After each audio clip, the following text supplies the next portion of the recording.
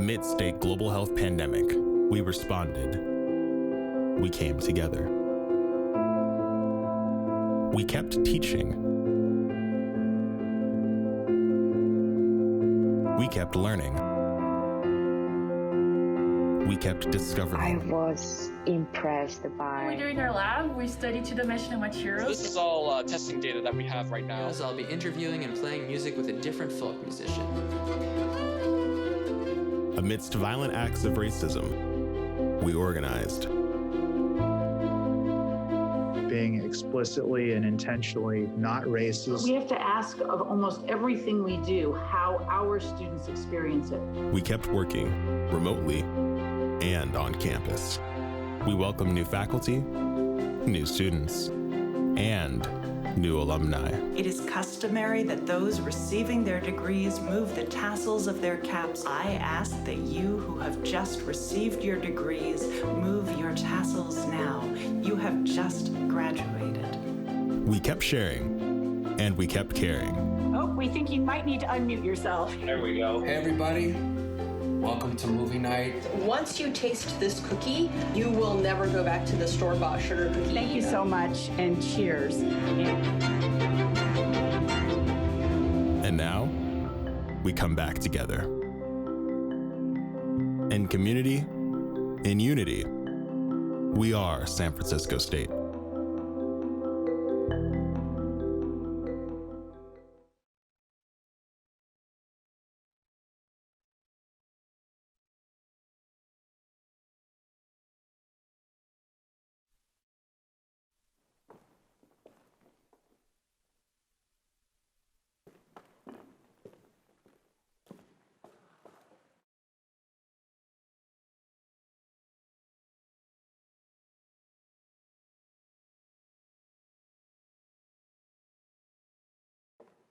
What a wonderful video created by Brian Newman and Maggie Beers and Team Seidel to welcome us back together.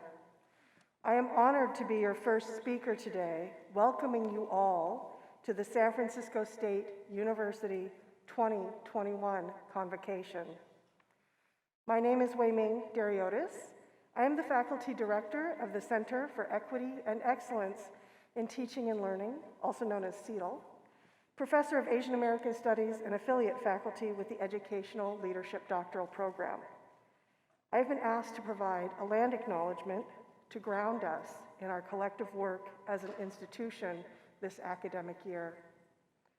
I particularly appreciate this Indigenous tradition of land acknowledgements because I am as ashamed of not having known as a child growing up in San Francisco the names of the various Ohlone peoples as I am of having teased my mother, my Chinese mother, for her inability to say Palo Alto. I use the pronouns she, her, and the Chinese gender-neutral pronoun ta to reclaim the mother tongue I once rejected. Making a land acknowledgement is like making a solidarity statement. In the past year, we have seen too many opportunities for making solidarity statements in the wake of violence targeting specific racialized populations. I begin this land acknowledgement with a hard question. What are the context-specific and site-specific forms of redress, to use Teresa Warburton's phrase, that we can enact here at San Francisco State University to move beyond acknowledging territory towards supporting sovereignty and making reparations? First, we acknowledge that our SF State activities are primarily located on the unceded ancestral territory and traditional homeland of the Ramaytush Ohlone peoples, who are the original inhabitants and stewards of Yelamu, the San Francisco Peninsula. As the indigenous stewards of this land and in accordance with their traditions, the Ramaytush Ohlone have never ceded, lost, nor forgotten their responsibilities as the caretakers of this place, as well as for all peoples who reside in their traditional territory. Prior to the arrival of the Spanish in 1769, the Ramaytush Ohlone numbered approximately 1,500 persons and lived in 10 small tribal groups. Today, the 4 family lineages documented are from one single person known as Leandra, who survived the violent colonization of San Francisco. Leandra's descendants are still here today, living and working to preserve their cultural knowledge, expand understanding of their histories, revitalize their language, and care for the land and the people of San Francisco. We must also acknowledge that our activities may take place on the occupied territories of the Lishan Ohlone peoples and on land of the coastal Miwok and southern Pomo, organized as Federated Indians of Grattan Rancheria.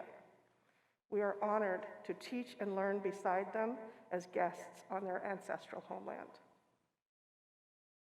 I am here today specifically representing CETL, SF State's Center for Equity and Excellence in Teaching and Learning, which is the heart of the university's commitment to a culture that values and rewards teaching, supports diversity among learners, and promotes learning environments that foster social justice and the respectful and vigorous exchange of ideas in which students and faculty thrive and succeed. Specifically, from the perspective of CETL, I would like to add this acknowledgement and commitment. As part of an educational institution, CETL recognizes the role such institutions have had in violating and disrupting Indigenous people and their communities and cultures, including through taking and holding American Indian items, including human remains. We are committed to using education, including Indigenous pedagogies, to repair the damage caused through education. Today's context. This past year has been particularly hard on American Indian and Indigenous communities. I learned recently from Kim Shuck, the Cherokee and Polish American past poet laureate of San Francisco, that the impact on American Indian women, girls, and feminine identified people has been even more extreme. Kim, a former lecturer faculty in our American Indian Studies department, lost her daughter in 2012 to a serial killer who targeted Indigenous women. More than 4 out of 5 American Indian and Alaska Native women experience violence, and nearly half have been stalked. In acknowledging that we live and work on the land of the Ramaytush Ohlone, I am moved to remember that this land is available for us for our use because of the violence that has been enacted against Ramaytush Ohlone ancestors, such that only one woman, Leandra, is the root of the 4 living family lineages. It is okay to cry when you hear that. I cried when I wrote it. Now, part of the beauty of land acknowledgements is that they are specific to each speaker in each context, which today is welcoming our community back together. Though most of us cannot be in one another's presence physically, I can feel the power of our gathering of minds and hearts as we prepare to do the incredible work we have ahead of us, which feels more critical and more urgent than ever before, to provide our students an education that is relevant to their complex lives through artful and well-considered pedagogy that is anti-racist by design. Now, I am honored to introduce my friend and colleague, the chair of the San Francisco State Academic Senate, Teddy Albanat.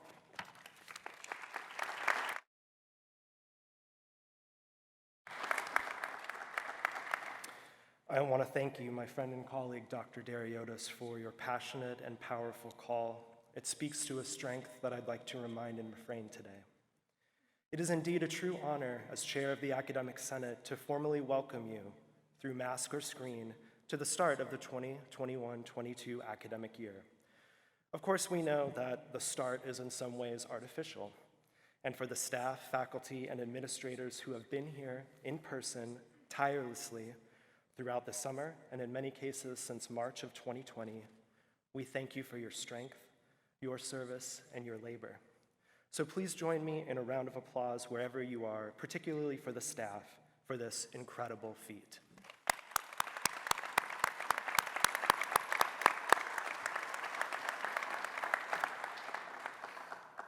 A welcome often conceived as a pleasurable greeting, is obviously challenging at this time. It can be difficult to find the strength to welcome in the midst of the front pages of our lives.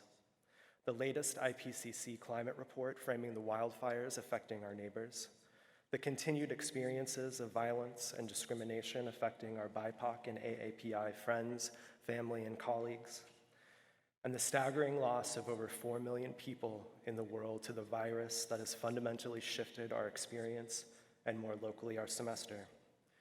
So now please join me in a moment of silence to recognize the loss and grief circulating our community.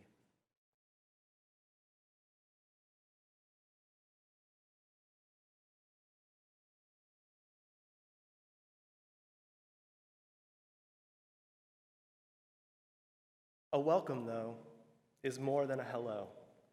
It's also an invitation to begin again. If you are like me, then you may have found so much solace and strength in the opportunity to begin again the incredible experience that is teaching, of planning exercises that will challenge the imagination of others, of imparting skills that will set up someone to find the job that they want and deserve, and to create bonds that nourish our communities. If you are like me, then you have found incredible appreciation for everyone working to keep the campus safe for this new beginning, setting up pop-up upload tents, vaccination sites, testing sites, contact tracing, protective equipment, resilient teaching, building management, cleaning, grab-and-go food. If you are like me, then you hold and respect the diligence and patience of all of the campus offices, the department chairs, the AOCs, and the staff for maintaining and building the infrastructure to welcome us all here. If you are like me, then you are also most appreciative of the team that you work with each day. And there is one group of people for whom I'm incredibly grateful and whose strength and wisdom will serve us all in the months to come. So please join me in welcoming the Academic Senate, and in particular, the following members of the Executive Committee for their tireless commitment. Vice Chair Jackson Wilson from Recreation, Parks, and Tourism. Secretary Rachel Small from Chemistry and Biochemistry. At-large member Gilda Bloom from Secondary Education. Academic Policies Committee Chair Jeannie Stowers from Public Administration. Curriculum Review and Approval Committee Chair Marie Drennan from Broadcast and Electronic Communication Arts. Faculty Affairs Committee Chair Jasper Rubin from Urban Planning. Student Affairs Committee Chair Gilberto Ramirez from SAEM. Strategic Issues Chair Mike Goldman from Biology, and our 3 representatives to the Academic Senate of the CSU, Darlene D. Melikar from Gerontology, Robert Keith Collins from American Indian Studies, and Nancy Counts-Gerber from Chemistry and Biochemistry. If a welcome is an invitation, then it is also an embrace. And while we may not be able to embrace with handshake or hug, let's embrace the strength that I know each of us have, the patient smile revealed in the Zoom meetings and shining through our masks, and the deep commitment to our students and our communities that drive each one of us today and throughout the year. And so it is truly my honor to welcome now our esteemed president, Dr. Lynn Mahoney.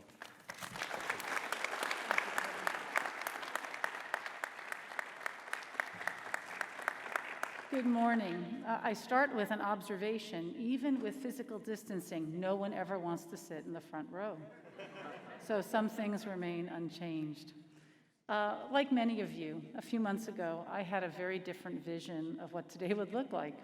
I hoped that I would be standing here unmasked in front of a full theater, celebrating the end of the pandemic and a joyous, anxiety-free return to campus.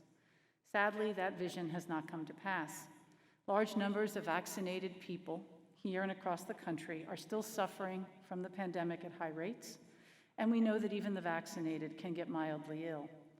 But I want to assure you that we are not, as a city or a university community, in the same place we were in March of 2020 or in early 2021.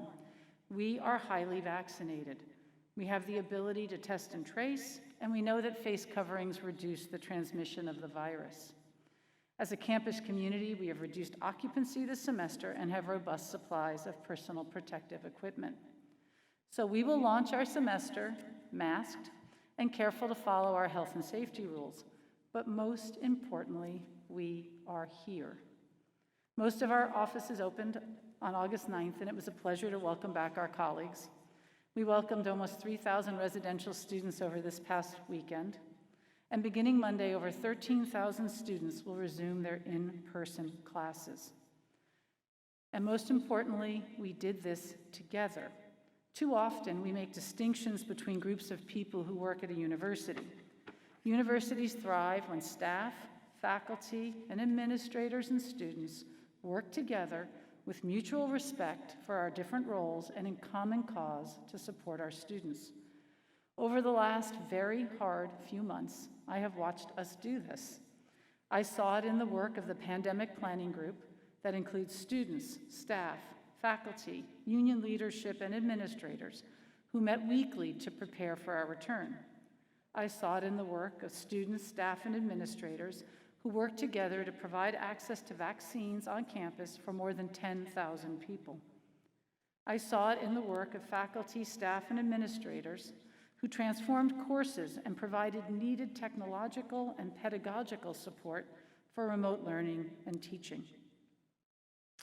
And I saw it 2 weeks ago when our union and campus leaders joined me in urging our colleagues to get vaccinated and voluntarily upload their proof of vaccination. And I have seen it in the up-to-the-minute work by department chairs and faculty to provide robust face-to-face and online options for students this fall, and in the staff who worked tirelessly to prepare our buildings and grounds. I want to pause a moment to share how remarkable the last 2 weeks have been. I have been an administrator for 21 years, a faculty member for almost 30. I have never seen anything like what I've seen in the last 2 weeks. We launched one of the most ambitious safety programs in the CSU and certainly in the country, requiring proof of vaccination, not just attestation, requiring that all residential students be tested upon arrival and again 5 days later. The volume of work necessary to complete this would typically take months, and in CSU time, many months. I watched last week as dozens of staff members and administrators and students moved heaven and earth to do this in 2 weeks, largely in 8 days. It actually did kind of suggest that you could create a planet in 8 days. Colleagues working together across units made contracts happen, filled staffing needs, engaged in intensive communications with each other and with students, including individually calling 5,000 students over 3 days. I have never seen so many work so hard, so quickly, and so effectively.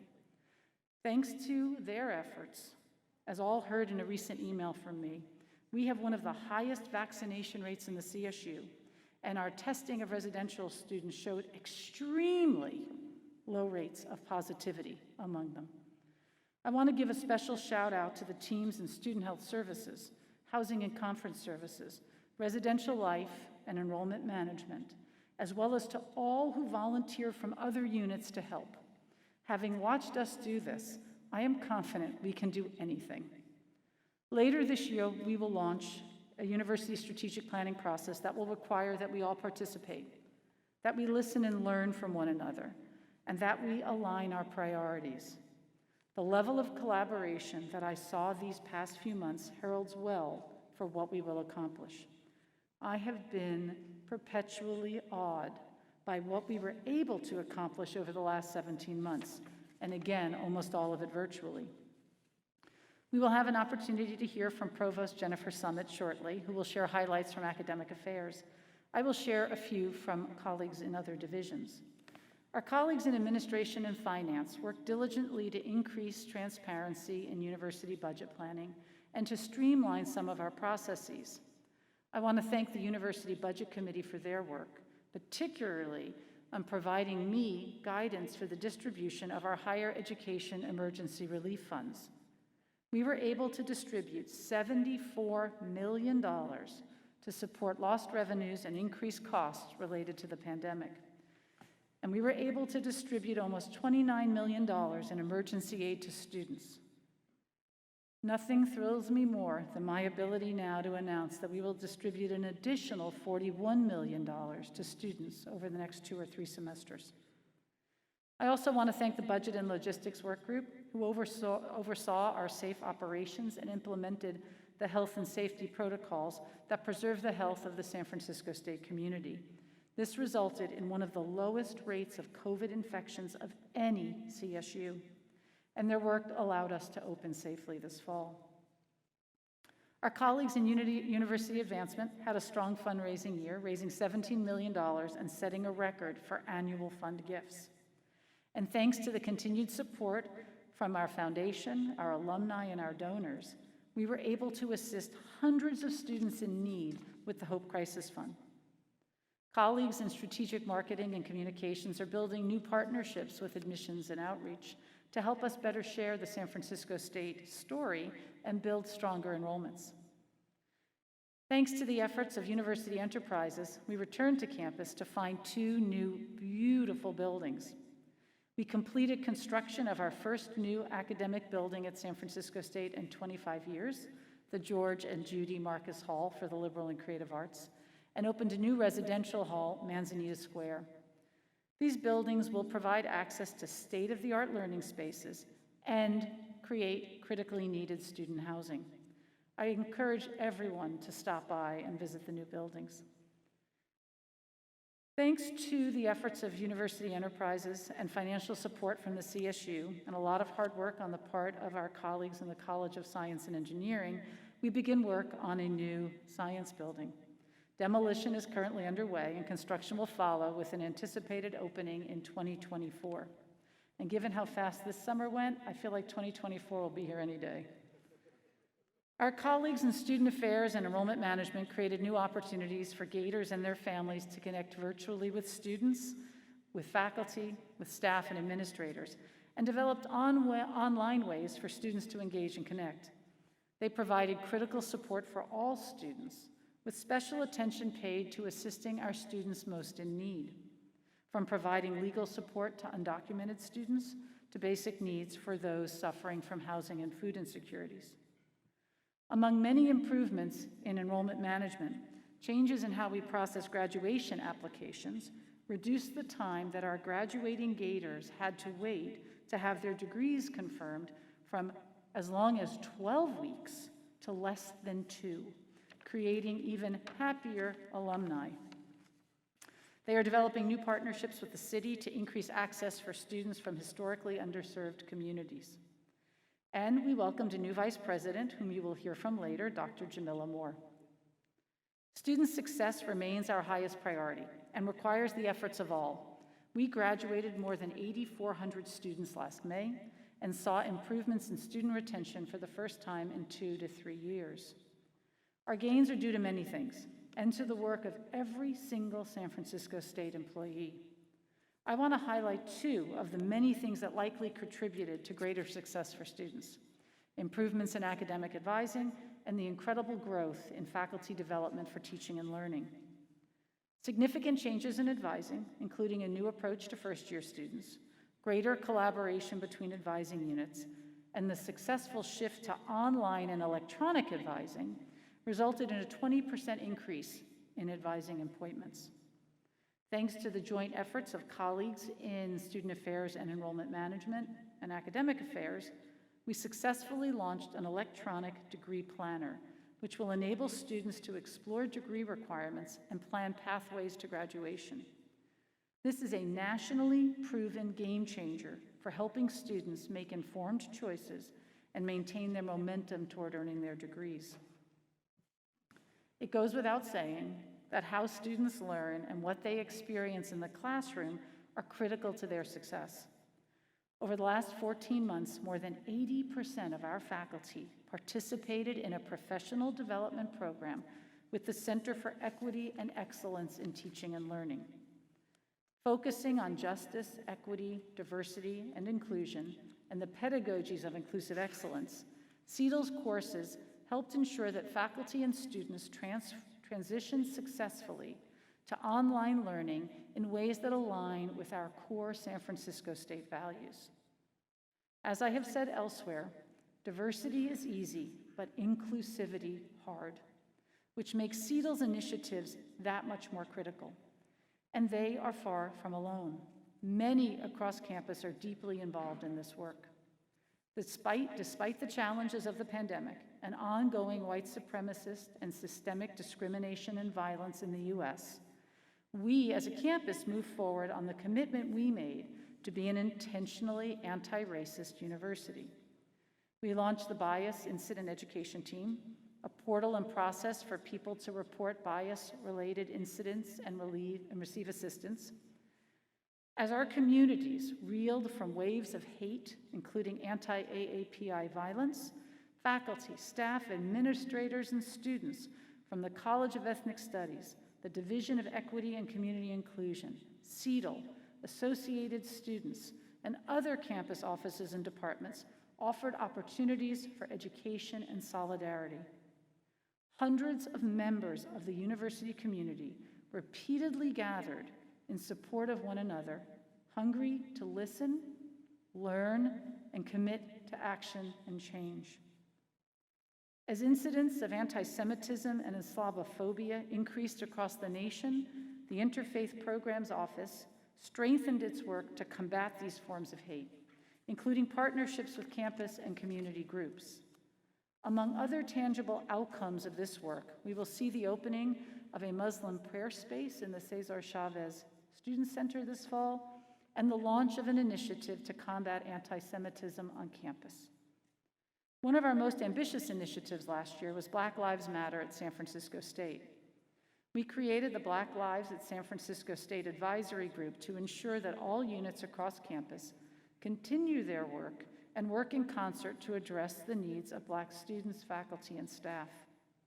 Students launched a Black Lives Matter student advisory group of their own to guarantee that the university's work aligns with student experiences and needs. I urge you to follow updates on our progress on our website. As I look toward the coming year, student success, educational equity, and inclusive excellence remain our top priorities, beyond the immediate need to keep each other healthy and well as the semester starts. We can and must work together. Our students often best highlight the spirit of collectivity and care that are the cornerstones of the San Francisco State experience. Many examples of this abound. I conclude today by highlighting just one. As the pandemic unfolded in March of 2020, computer science student Vandit Malik quickly returned home to India. As many have likely read, India's healthcare system found itself tragically overwhelmed by extremely high COVID and hospitalization rates. Vandit quickly volunteered at a COVID-19 center in the Katni district of Madhya Pradesh. Vandit and his friends have a history of helping communities in need. In 2016, they formed the Friends Studio to provide aid to the underserved communities in Katni. By summer 2020, witnessing how critically ill patients could not receive the attention they needed, Vandit and his friends expanded the work of the Friends Studio to the COVID-19 Relief Initiative, providing support to critically ill patients in healthcare centers and isolating in their homes. In addition to their studies and employment, Vandit and his friends provided 24/7 care to these patients, often enabling their recovery. As we prepare to return into in-person instruction next week and continue to prepare together to meet the persistent challenges of the pandemic, I ask that we all channel the best in ourselves, as Vandit, Malik, and many of our other students have done, to assist one another, to show compassion, and work toward being the best university we can be. As I have said repeatedly over the last 17 months, thank you, thank you, thank you to the entire San Francisco State family, and wishing us all a good academic year. It is my pleasure now to introduce Joshua Ochoa, San Francisco State's 2020 President of Associated Students.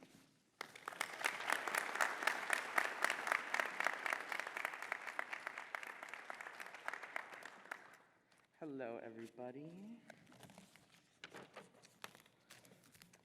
Good morning, everyone. My name is Joshua Ochoa. I'm so excited to be serving as this year's President of Associated Students for our student body.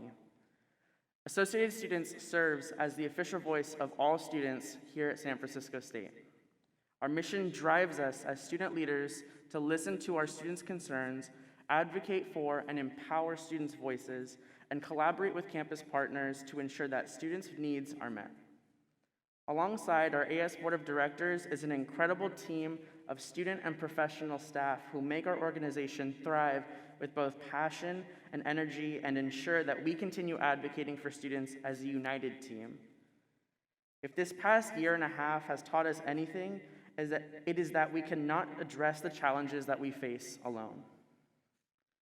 The COVID-19 pandemic has traumatized and siloed us in ways we never thought possible. It took the health and the lives away from our loved ones. It exposed all of the systemic issues we knew were there the entire time. Despite everything that's happened, our students remain resilient. Whether it was the lack of access to critical campus resources, struggling to find housing, losing our jobs and incomes during the lockdown, frustration with virtual learning, which I'm sure is unique and unanimous throughout the campus, and everything else, we continue to persevere through these hard times. Now that we are returning to campus in just a few days, the problems that we left in March 2020 still need to be addressed. We cannot return to normal before the pandemic because normal didn't work for us. Together, we can ensure that our safe return to campus, we can meet students' basic needs. We can ensure that students feel safe on our campus, fight for greater financial aid resources, and increase student representation to continue the work that our entire campus community has done to ensure that San Francisco State remains the CSU's beating heart of social justice. I want to thank President Mahoney and everyone on this stage for being here. I'm so excited to welcome you all back, and if you see me walking around, you see the hair, definitely say hi. I'm so fine to get a coffee with anyone, students, faculty, and staff. But next, I'm so proud to introduce our Associated Students Vice President of Academic Affairs, Jennifer Valencia.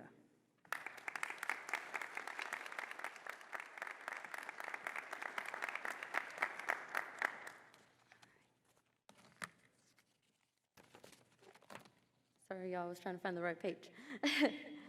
Good morning, everyone, and thank you, Joshua, for the introduction.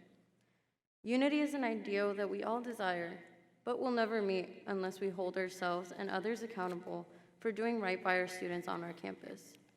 Those of us who are in spaces like these today are here at the discretion of students. I am constantly reminding myself that I would not be here speaking to you all today if it were not for my peers. Associated students will continue to be the voices that will play in the back of all of our heads this year saying, thank you, but what else can you change? We will also ensure students are involved in these changes. It is in my belief that we are the leaders students chose, the staff and faculty they believe in, and the administrators they look to stand up for them in moments where dire changes are necessary. In order to work together, we must listen to the concerns of students and desire to truly understand them. We must also not uphold adultist ideals by preventing students from being a part of these changes, but rather giving space where one may feel a student's voice is necessary, which should be in all spaces. I know this past year has been difficult for everyone and that we've endured so much, but we've also defied so many odds. Even then, however, students are always watching to see what else can be done. We must all strive for the betterment of everyone on our campus. We must hold ourselves and each other accountable to understanding and putting into practice terms like equity, intersectionality, and accessibility. Only then will we know what it means to be a united campus. On behalf of the students and associated students, thank you, and what else will you change this year? Now, it is my pleasure to introduce SF State Foundation Board Member Kimberly Brandon. Thank you.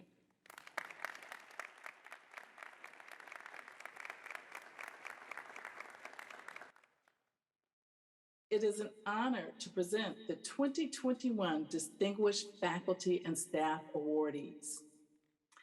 The distinguished faculty and staff Awards honor outstanding tenured faculty and lecturers in areas of teaching, professional achievement and service, and acknowledge staff members who have made outstanding contributions to the university, to the extended community, and or to their profession through participation in service activities.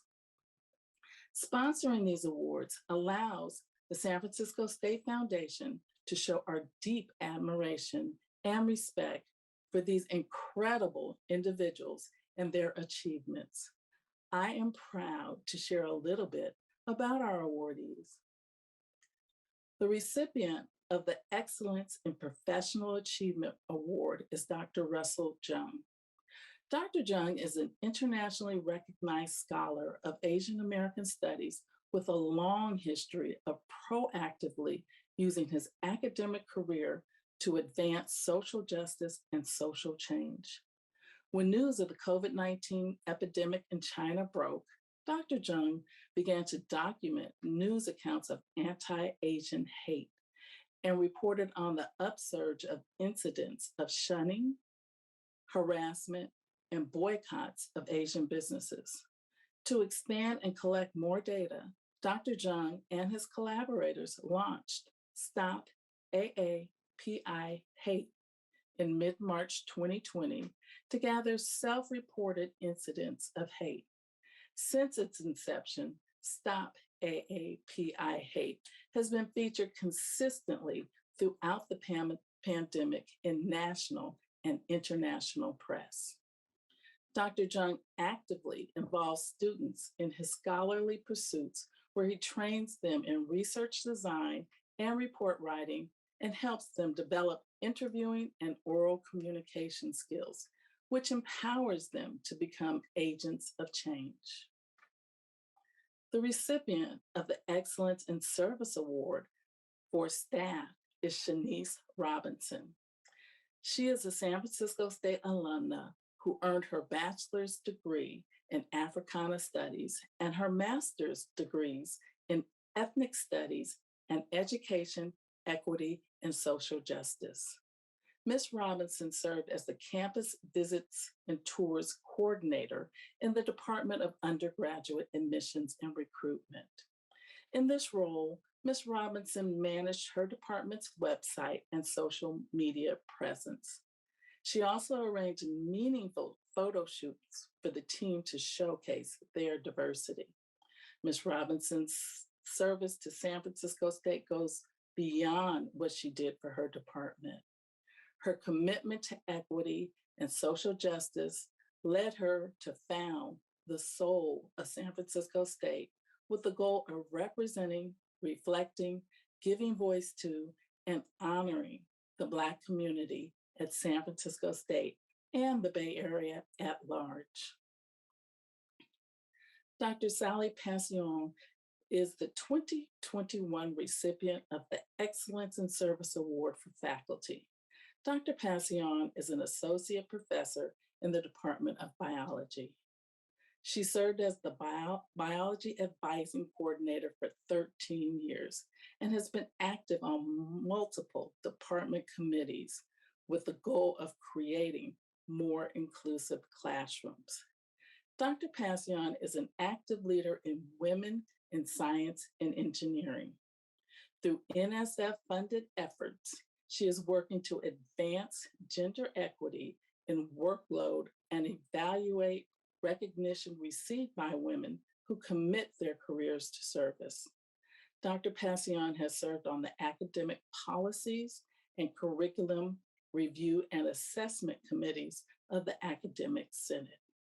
Dr. Pacquiaon's service extends to the entire California State University. She reviewed student poster abstracts, hosted workshops, and participated on panels as a volunteer for the Program for Education and Research in Biotechnology. The Excellence in Teaching Award for Lecturer Faculty was awarded to Dr. Larry Solomon. Dr. Solomon has been a lecturer in the Department of Race and Resistance Studies since 1994. In his more than 25 years at San Francisco State, Dr. Solomon has taught literally thousands of students in 11 different courses. Dr. Solomon lends his expertise to other parts of the university community. According to Dr. Savita Malik, Dr. Solomon is perhaps the most phenomenal teacher I have had the opportunity to work with. He is a transformational leader, unafraid to challenge student thinking, and incredibly generous with his time for both students and his colleagues.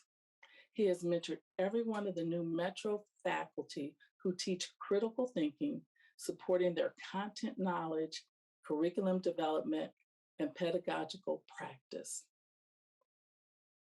Dr. Catherine Boyer is the recipient of the Excellence in Teaching Award for tenured faculty.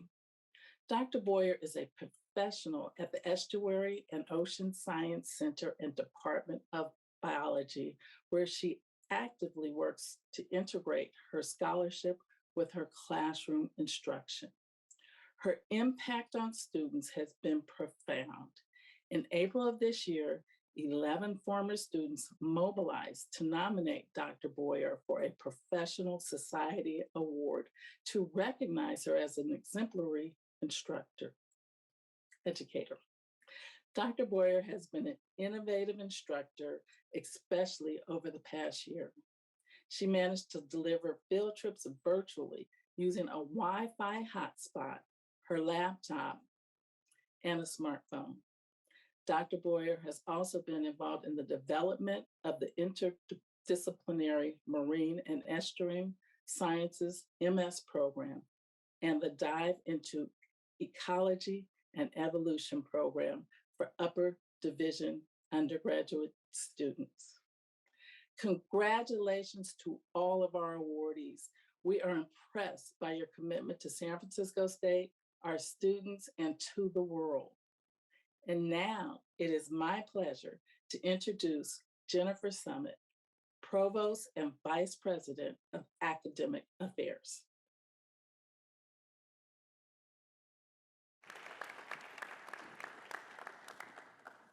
I want to start by acknowledging the Foundation Board and Chair Brandon for their generosity in recognizing our outstanding faculty and staff. The commitment and care we've seen from our faculty and staff over this past year have been truly extraordinary. I've never been more inspired and proud to be part of the San Francisco State community. In academic affairs, we've faced the hard challenges of the last year by staying focused on our goals and values while learning to be flexible in how we meet them. Our driving goal is and always has been educational equity. After more than a year of remote instruction, many of our students told us they wanted in-person classes, which our faculty and chairs stepped up to provide this fall. We're committed to doing so safely. On Monday, I sent out a message in academic affairs with health and safety guidelines for classrooms and academic spaces, which are linked to our campus comeback website. I also shared our instructional continuity website, which can help faculty and programs plan ahead for future disruption, whether triggered by the pandemic or by campus closure because of smoke. These are challenging times, but we can be proud of how we've met them, and our experience can help us reimagine what a San Francisco State education could look like for the future. Drawing on what we know now, we can ask ourselves, are there courses, programs, or experiences that work better online and that could reach more students that way? Are there others that are far better face-to-face or that could use physical presence more intentionally? At our summer retreat, the college deans and other academic affairs leaders posed these questions and resolved to follow them up in the year ahead in conversation with our faculty, staff, programs, academic offices, CETL, and institutional research, as well as with our students themselves. As always, we need to start with the question of student learning and success. How did our students do over the last year? And what do we know now about teaching and learning as a result of our experiences? The pandemic has heightened systemic inequality, and our campus commitment to educational equity is more urgent than ever. Last year, each of the colleges revised its student success plan to focus specifically on reducing equity gaps by improving student achievement, strengthening advising and tutoring, and reviewing curricula and course scheduling to prioritize student learning, progress, and success. San Francisco State is a leader in intentional curriculum design. This past Friday, representatives from 13 of our degree programs joined a CSU-wide conference on faculty-led curricular design that builds on the work that 20 of our programs have already undertaken with support from the Teagle Foundation. Now, a new cohort of academic programs is joining in this work, drawing from across the disciplines, from finance to BECA, accounting to psychology, journalism and liberal studies to nutrition and dietetics and more. Their work affirms that a commitment to educational equity needs to be rooted in the core of what we do. Despite the many distractions of the pandemic, last year the Academic Senate approved a range of curricular innovations, including a new interdisciplinary certificate on climate change that involves faculty from each of our colleges. The College of Extended Learning collaborated with Ethnic Studies and Criminal Justice to create completion programs for students who left college without degrees. Other completion programs are in the works from the Colleges of Science and Engineering, Liberal and Creative Arts, and the Lamb Family College of Business. At a time when schools are truly the crucibles of educational equity, we also saw the development of new partnerships and pathways to prepare tomorrow's teachers, including the Liberal Studies Integrated Teacher Education Program, the Elementary Teacher Preparation Program in Child and Adolescent Development, and a new subject matter program for future history and social sciences teachers that brings together the College of Ethnic Studies, the History Department, and the Secondary Education Department. In our communities and beyond, last year, our programs responded to the call of our times. 165 nursing students stepped up to help San Francisco health centers administer COVID tests and vaccines when the medical community was stretched beyond its limits. Our Asian American Studies Department became a national leader in combating AAPI hate. And participants from across San Francisco State took up the faculty retreat's invitation to consider how to be an anti-racist university. In the year ahead, we can build on work we've done to prepare for our future. In alignment with a campus strategic planning effort that the President has just shared, and in alignment with the university's upcoming reaccreditation process, Academic Affairs will review and renew our work on the Academic Master Plan. In early September, the Academic Senate Chair and I will invite feedback on a range of goals defined before the pandemic by 140 members of the AMP work groups to engage students, advance faculty, strengthen academic programs, transform graduate education, empower service, and inspire collaboration. Out of that feedback will come action steps and timelines to track our progress in these important areas. Academic Affairs leaders look forward to working with the Academic Senate to follow up recommendations from last year's Faculty Work Assignment Equity Task Force to build greater transparency and consistency in how we define, assign, and reward faculty work. We also look forward to supporting the Academic Senate's Teaching Effectiveness Assessment Task Force to align our teaching assessments with our values and our goals. As we move into the new faculty hiring season, our Office of Faculty Affairs is working closely with each of the colleges and departments to support and advance faculty diversity through our hiring practices. Our commitment to equity, diversity, and inclusion needs to be visible in our classrooms, starting with those who lead them. Our faculty have stepped up to support our students, and they deserve the support of the institution. On the recommendation of the University Budget Committee, the university is allocating $2 million from the HERF funds for RISCA recovery, which will be allocated across the colleges. The call for proposals will come out in the next few weeks. The pandemic has exacerbated inequities for faculty as well as students. In a first step to address this, we're pleased this fall to support the Equity Hub for Associate Black, Indigenous, and Women of Color faculty, as well as a new program for faculty leadership development, which is being piloted in LCA and supported by the Office of Faculty Affairs. We know the world will be forever changed by the pandemic, and it will be a better one with the participation and leadership of San Francisco State's graduates. As we consider the future for which we're preparing them, we need to broaden our understanding of student success beyond the baccalaureate to graduate school and career success.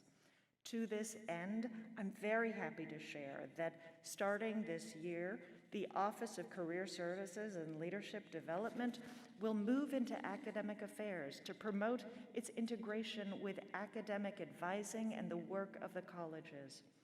Reporting to the Dean of the Graduate Division, it will also support graduate students and help our own undergraduates chart their futures, whether into graduate degrees, including our own, or onto fulfilling careers, lifelong learning, and engagement with our changing world. To close, I want to express again my gratitude to the entire academic affairs community, as well as to everyone in the university's other divisions for the powerful collaborations we've formed in the crucible of the pandemic. Student Affairs and Enrollment Management is gaining a new leader this year, and I'm overjoyed to welcome and introduce Vice President Jamila Moore.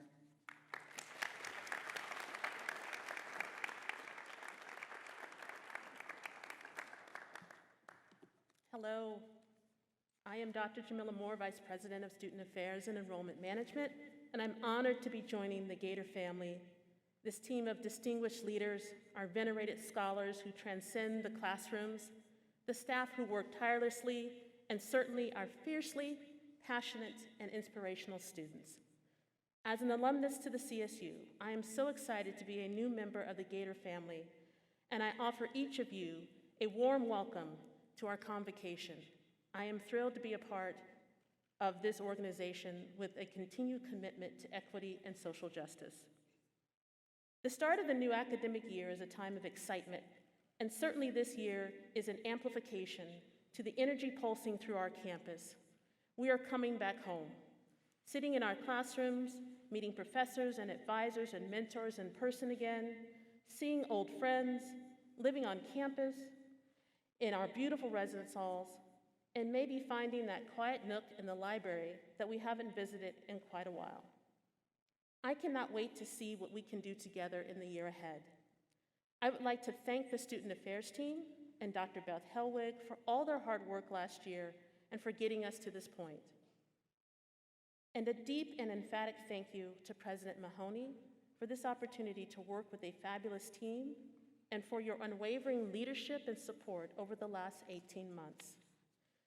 I would like to take a moment to talk to our extraordinary students. For the past year, you have navigated tremendous obstacles. You got up, you suited up, and you showed up to stay on the path to getting a college degree. Many of you did this at times without knowing where your next meal would come from, while also struggling to secure childcare, juggling 2 or more jobs, combating homelessness, taking care of an ailing parent, or perhaps not seeing your families at all. While witnessing the surge of horrific racial violence flooding our media platforms, while grappling with the divisive, and toxic political year, and I know all of you were deeply affected by COVID.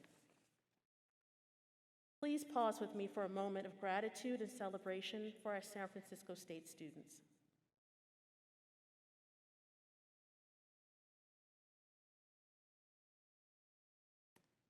Thank you for your resiliency. Thank you for your tenacity and commitment to your education.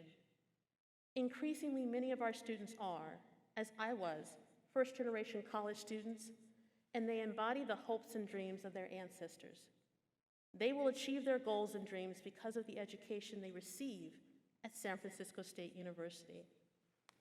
A college degree that can provide them with the skills that prepare them for a career in life, and for many of our students, changing the trajectory of their family income in a positive way forever. We know your academic journey is not without strife. To combat that reality at San Francisco State, we come together with compassion and with care, and remain committed to those programs and services that help our students, such as financial aid, tutoring, residential housing, EOP, disability resources, counseling, and mental health support services. Just to name a few, our programs are designed to help students show up as their authentic selves in the classroom. We encourage our students to attend programs and events at GatorFest to explore how health, wellness, recreation, community, learning, and growing intersect with success in academic courses. We work diligently to ensure that the students that come through our doors are supported and receive services to keep them on the path to a college degree. This work can only be done if we remain student-centered and student-focused.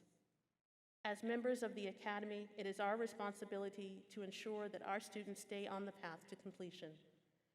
When the CSU put Graduation Initiative 2025 in place, it was not designed with the pandemic in mind.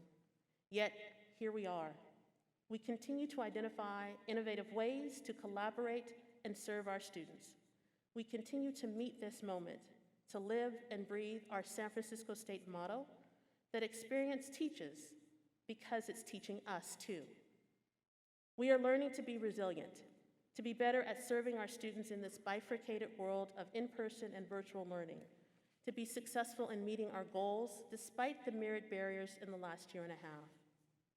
Together, all of us will continue to lean on each other as we find ways to lead in this new era of higher education. Had it not been for financial aid, EOP, mentors, and a lot of intrusive and creative support, I would not have made it. I would not have become Dr. Jamila Moore. So I recognize just how important it is to lean in and provide that intrusive support to ensure that our students will succeed. To our students, thank you for being members of the Gator family. Please know that we see you, we are here for you, and we will continue to support you.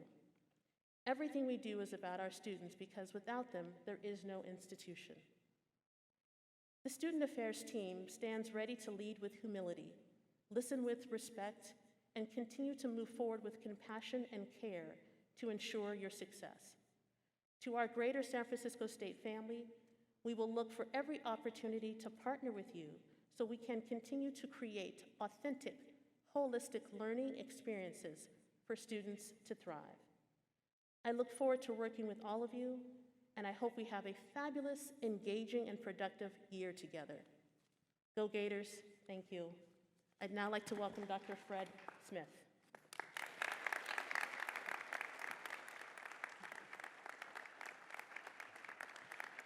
Thank you, Dr. Moore. I'm Frederick Smith, he, him pronouns, and I'm proud to represent the Equity and Community Inclusion Division team today. For new and returning friends at San Francisco State, let me acquaint you with equity and community inclusion. It includes centers and student life areas such as Asian American and Pacific Islander Student Services, Black Unity Center, the AB 540 Dream Resource Center, interfaith programs, which includes Jewish student life and Muslim student life, Latinx student services, and Pride LGBTQ student life.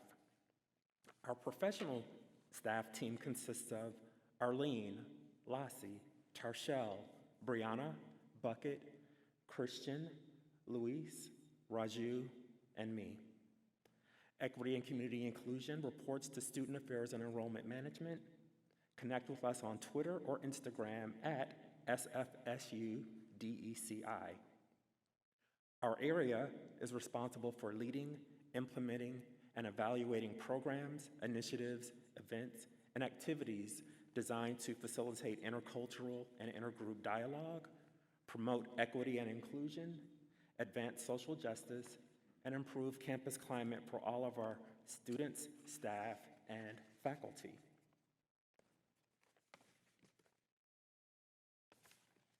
Ultimately, the role of the Equity and Community Inclusion team is to ensure that all students, staff, and faculty feel welcomed, validated, and provided with support needed to succeed academically and professionally. Students are first, front, and center in our work, but we collaborate with faculty, staff, and student organizations in multiple areas. Last year, facilitating close to 100 trainings for departments and student organizations, providing over 200 programs and events exploring our shared and unique identities and communities, implementing a bias incident education team that works closely with Title IX to address bias incidents, and much more. Our work aims to address the results of the campus climate survey done a few years ago, but we're also looking forward and working to address the issues that students, staff, and faculty experience today, with ongoing work on Black Lives at San Francisco State, anti-Asian, Asian American hate, the LGBTQ Pride Index, and other issues. We are committed to do more educational work to address anti-Semitism and the climate for Jewish students on campus, the experiences of people with disabilities in and outside of the classroom, our retention and success for Latinx students on campus, and Islamophobia and campus life for Muslim students. On that note, I'm pleased to announce that with the team at Cesar Chavez Student Center, we've identified a location for prayer and reflection for all, and that will be located in the Student Center. And this fall, we'll be doing a grand opening, a soft grand opening of a Latinx Student Center in the Village C Suite, where some of our other centers are located. But given what we have all experienced collectively over the past year and a half with the pandemic and more, I want to offer you this. Campus climate is all of our work at San Francisco State. Grace, compassion, forgiveness, kindness, care, service, writing a new chapter, letting go, coming together, and being together on campus. This is what matters for our students and each other.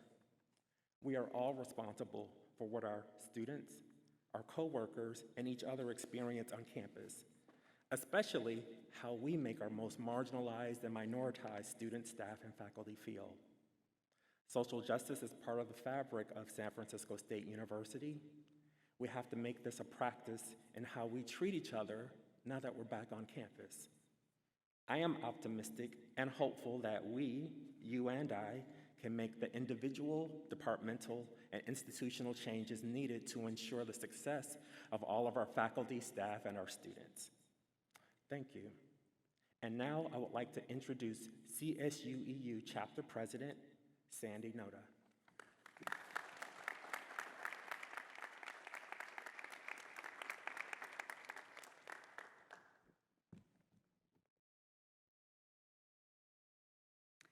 Good morning, and welcome to the 2021-2022 academic year. It has been an honor and privilege to be here today on behalf of the staff. Let me first thank President Mahoney and Academic Senate Chair Albanak for inviting me to speak today, and special thanks to all those who made today possible. I also want to thank the staff who have been on campus since day one of the pandemic. And to all the staff and administrators and faculty who work from home, thank you for keeping our university operational while also continuing to educate our students during this pandemic. It was a rough year for our union, While there were layoffs throughout the CSU, SF State had the largest number of people laid off. We also extended our collective bargaining agreement by 2 years to preserve our benefits, but there were no raises in that contract.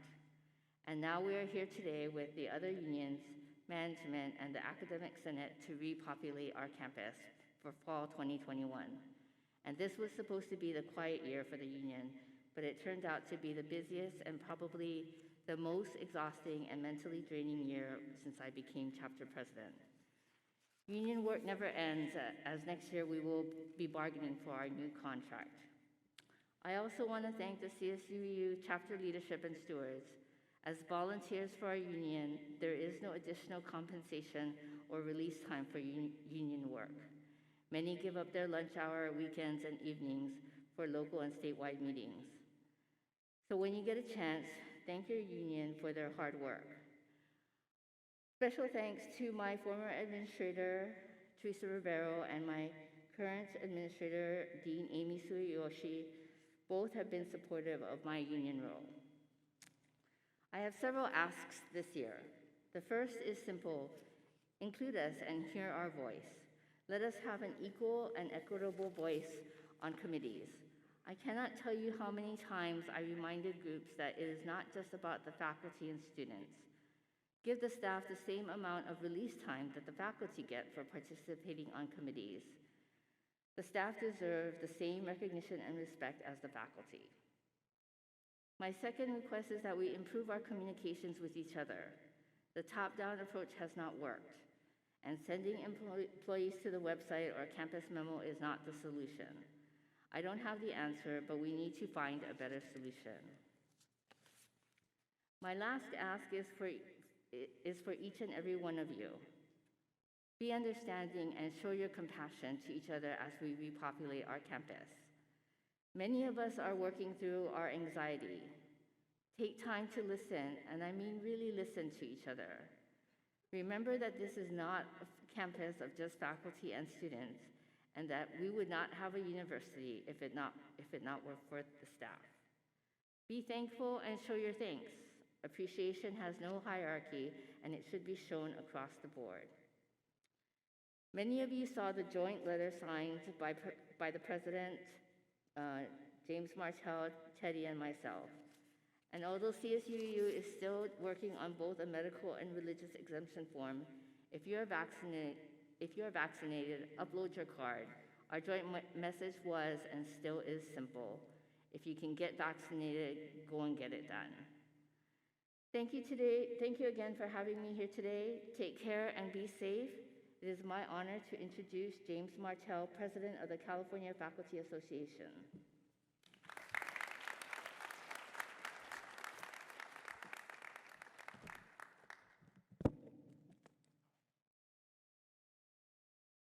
Thanks, Sandy, and thank you, President Mahoney, Provost Summit, Senate Chair Albanak, and all the faculty and staff who contributed to organizing this event. Union siblings, colleagues, and friends, welcome back. I am James Martel, the chapter president of the SFSU branch of the California Faculty Association. We're a union that represents both tenure track, and lecturer faculty, as well as coaches, counselors, and librarian faculty on all 23 campuses of the California State University system. Our union is over 27,000 members strong. And I want to extend a special welcome to new faculty members who are in attendance today. This is the second time I've given a convocation talk under the cloud of COVID, although at least this year we're here together. We were all hoping by now that things would be much better, and they are better, but we're not yet out of the woods. Last year, as both the president and Sandy Noda mentioned, we signed a joint statement along with Senate Chair Albanak, calling for all members of our community to respect the vaccine mandate and generally to follow health guidelines. As some of you may have noticed, we don't always see eye to eye with the administration, but in this instance, it seemed clear to all of us that the health of our community members is paramount, and we could not afford to be disunified on this one key issue. I think it's fair to say that none of us have ever been through anything like this, and it's been an exhausting, but also sometimes exhilarating experience as we try to manage this ever-changing crisis. One lesson that I have learned is the value of deep organizing. Thanks to our very extensive department rep system, the most extensive one in the entire CSU, We have the ability to really take the pulse of the faculty and also have a mechanism by which the faculty as a whole can both speak to the chapter and to the administration and also to each other. Thanks to this system, we don't have to reinvent the wheel each time an issue comes up, and they come up these days in rapid and endless succession. I really believe that the resilience, adaptability, and strength of the faculty throughout this whole crisis has been greatly enhanced by the fact that all faculty members have ready access to department reps, both at the tenure track and lecturer faculty level. Actually, not all faculty have this because not all departments have reps, but we are working on closing that gap, and I welcome any and all of you to volunteer or suggest people for any missing positions. Speaking of unity and strength, as many of you know, our contract is on the verge of expiring at the end of this month. The CFA statewide bargaining team has been meeting with the CSU administration bargaining team in Long Beach, but I'm afraid to report that so far talks have not been going well. The CFA asked for 3 consecutive 4% raises, including one that was retroactive, and the CSU responded with only one 2% raise, with the possibility of more talks, not even enough to keep up with inflation. This may impact those of us at SFSU and perhaps also San Jose State in particular, given that our faculty have had very few raises and also happen to live in one of the most expensive urban areas in the world. The CSU's intransigence, and I want to make clear I'm talking about Long Beach, not the people sitting behind me, is puzzling to me, insofar as the state of California is doing quite well with all the cuts having been restored, along with a huge amount of federal money coming, including the infrastructure bill if that passes, and one that might even be larger to the tune of $3.5 trillion. But historically, the CSU has a very bad track record when it comes to labor. The one thing that has worked to get a better contract is strong, organized labor. We will not get a good contract by making better arguments, nor by appealing to the decency of the CSU administration in Long Beach, nor by appeals to the difficulties of steadily losing income to inflation as the cost of housing and life in general skyrockets in the Bay Area. The only thing that gets a good contract is the strength and organization of our union. Key to that strength, the one crucial element in our larder, is the ability to strike. This is a subject that understandably makes a lot of people very uncomfortable, but I want to speak on why us going on strike may well be necessary in the not too distant future. If we do not pose a credible strike threat, then we surely will never get a better contract, and could well get a worse one. I want to make it clear that a good contract does not just help the faculty, it also helps the students, staff, and administration, the whole university community, because it regulates and harmonizes all that we do together.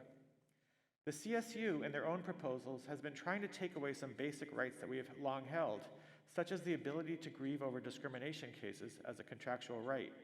They also want to erode our early retirement program and make sabbaticals more difficult to get. Let me repeat that the only way to pose a credible strike threat is to actually be really ready to go on strike. We can't bluff our way through this. And San Francisco State, as one of the better organized and more pro-labor campuses with one of the highest levels of union membership, along with a few other campuses such as Cal State LA, has a special role to play in this. We have to be the most strike-ready campus to convince the CSU that the system in general is strike-ready. And again, I want to make it clear that I have no beef with the people behind me. This is about the CSU system-wide, and we must meet their intransigence with our own resolve, and we have a lot of resolve. But I don't want to end my talk on a militant note. I want to say that union work has been one of the most exciting and fulfilling roles I've ever had, and I think many others on the e-board and department reps feel the same. And I want to add also that it's been a real pleasure to work with this administration on issues of repopulation, because we really have been on the same page, and it's been wonderful. It's exciting to have a hand in determining our collective working conditions and to work in tandem with other union siblings and working with students, staff, and administrators to make this the best university that can be, and you can't ask for more than that. And to end, I want to sort of end with a tradition that is to do a union clap with all of you, including all of you guys. And a union clap is very simple. You start out slow, and then you get faster, and you end up clapping fast. But I tried to do this on Zoom one year, and it was a disaster because everybody was off. It was really awkward and horrible. But now that we're together again, let's try it, okay? So here we go.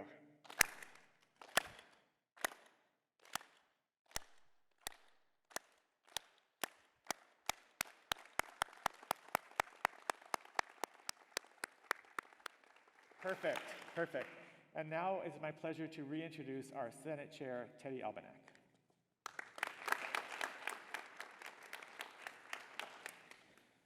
So I want to kind of go off script for a second and tell you 2 dirty secrets. The first one was I was incredibly nervous this morning. I had to come on the BART from the East Bay, and I don't know if you saw it, but the sun was kind of orange. And I didn't really know what it was going to be like to be here together.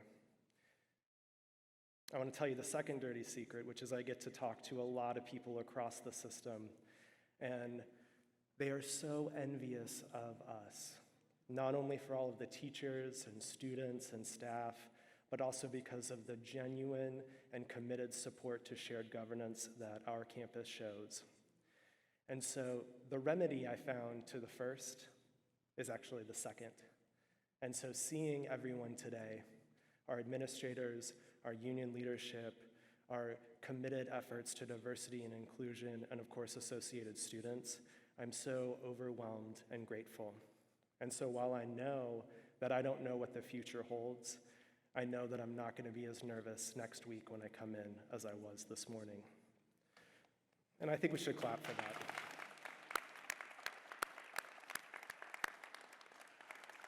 And so, to be back on script, I want to thank James and all of our speakers for their remarks today. As this year's convocation comes to a close, I also want to thank all of the incredible people who put together this convocation.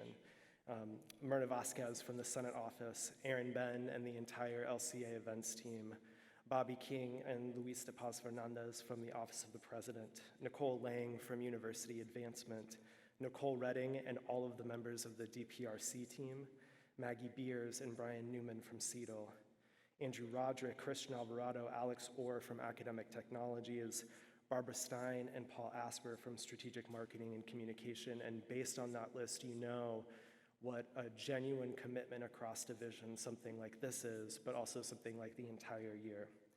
And so finally, though, let me thank each of you for making the time to join us. May you have an excellent day and an excellent year. And let me thank the spectacular Gospel Gators who will close the 2021 Convocation.